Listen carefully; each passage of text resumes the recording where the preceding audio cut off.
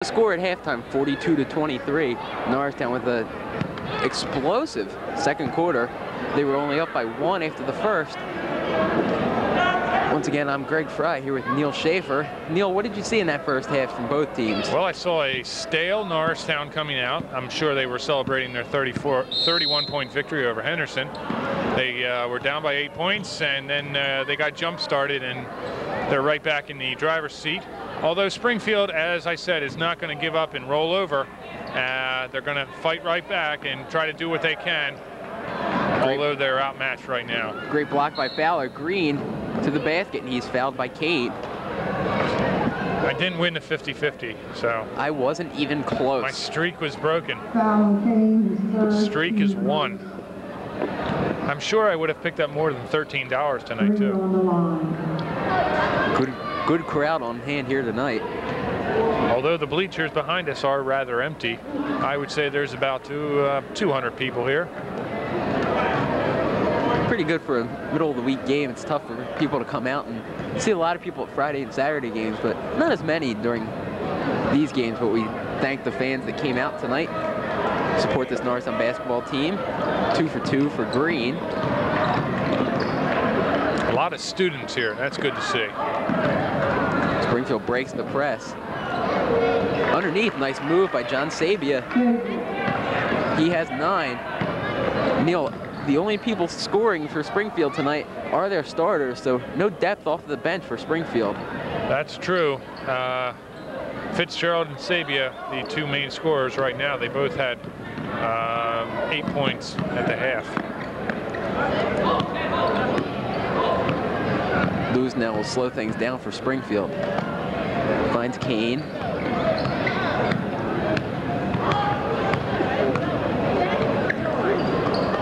Kane back to lose. Sabia trying to establish position inside on Allen. Fitzgerald now on the drive, pulls up for the jumper and off the glass, and it's good. So the bank is open for John Fitzgerald, 10 points. A lot of steps from Weldon, but he gets it to fall. Brad Weldon, 2 more points.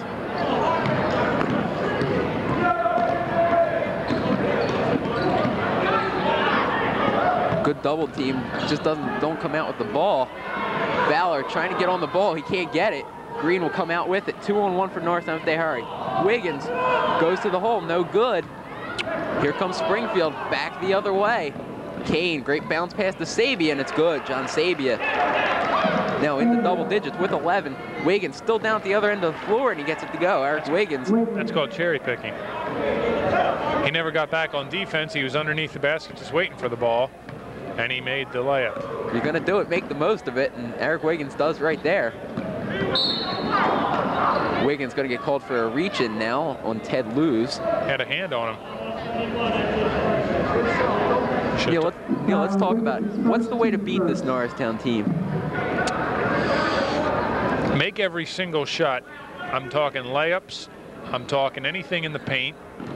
Make the free throws. Like, you can't miss that shot right there. You got to make all your free throws.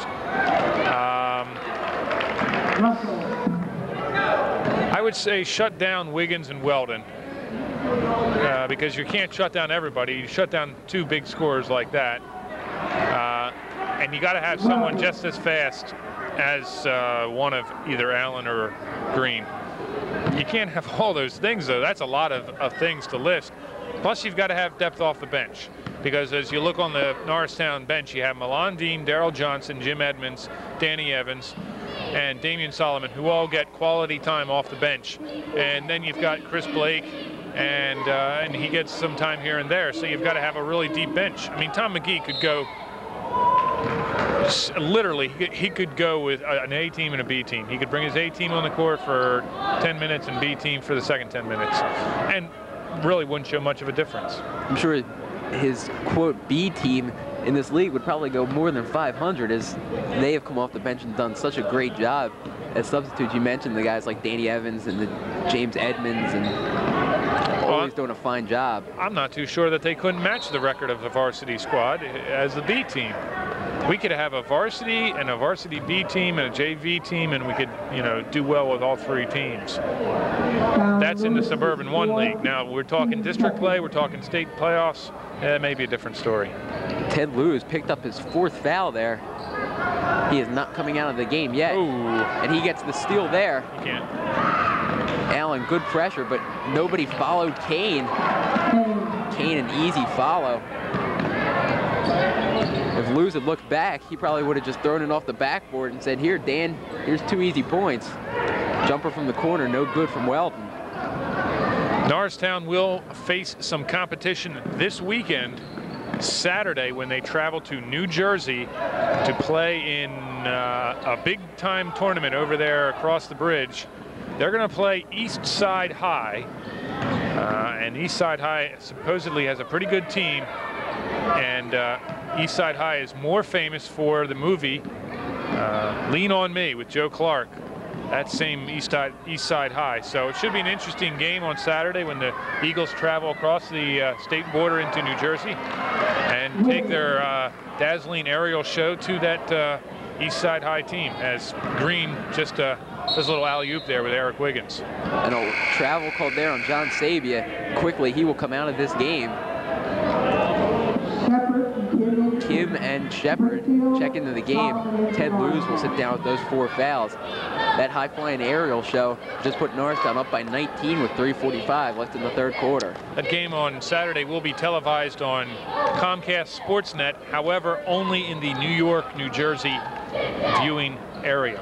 But hey, it's televised. It's a regionally televised high school basketball game. You don't see those very often. Public League, Catholic League championships here in Philadelphia usually, and maybe a couple out of New Jersey and New York. Good position there from Lee Fowler. That's the kind of stuff they want him to do this Saturday in that tournament that we were talking about. Solomon to Green up court. He'll go to the basket, and it's good. Marcus Green, a nice move. Nate Shepard was everywhere, and Marcus Green said, I don't really care, I'm going to the basket, and he gets 2 points. Almost a steal there. Wild pass from Fitzgerald. Norristown will get the ball back. And this is not the thing you want to do if you're going to try to hang with the Norristown squad. You can't be passing the ball away like that. You can't be throwing it away. You can't be making these small mental mistakes. Inside for Fowler.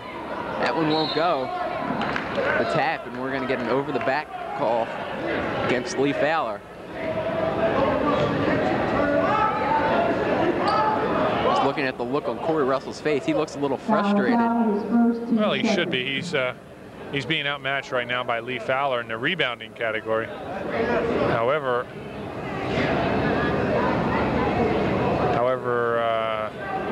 Lee's having a little trouble getting the ball into the hoop. Dean will come into the game for Eric Wiggins. Not sure what that was for. It didn't look like Tom McGee really wanted that substitute.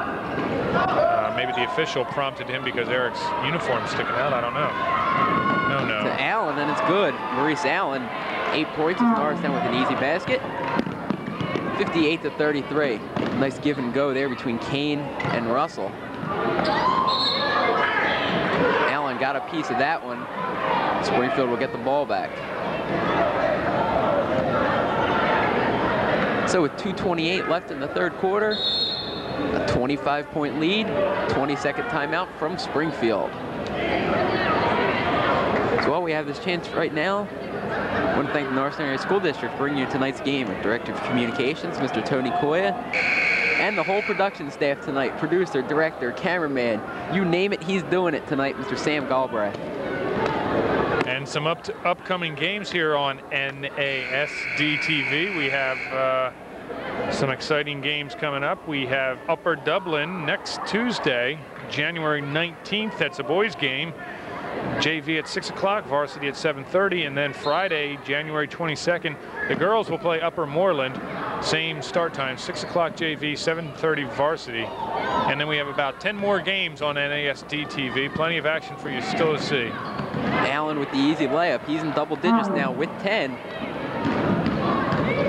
Kane now the other way. The floater, no good. He grabs his own rebound. How can one of the shortest guys on the court run the length of the court, miss a shot, get his own rebound, and be fouled in the process when you have someone like Milan Dean, Lee Fowler, and Damian Solomon underneath the basket? I'm sure Mr. Winkle could tell us why, because that probably breaks the laws of physics. But Mr. Winkle's not here tonight. First one made there by Russell. Coach McGee obviously not happy with something that happened there as James Edmonds comes into the game for Lee Fowler. It's that center's responsibility to make sure that you don't let that little guy come inside and keep grabbing rebounds. 2 of 2 for Russell. Allen for 3. No good. Rebound to Kim.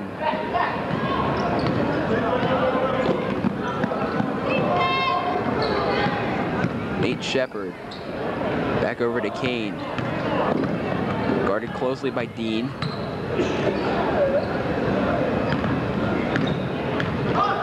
Double team. Kim finds Shepard underneath for Russell. He blows the layup. But he's fouled. Jim Edmonds will be called on the foul. It's number 2 on Edmonds tonight. Foul on Edmonds, the second team 4. Inbounds to Russell. He just can't catch and handle. Now Norristown back with the ball with 1:30 left in the 3rd quarter.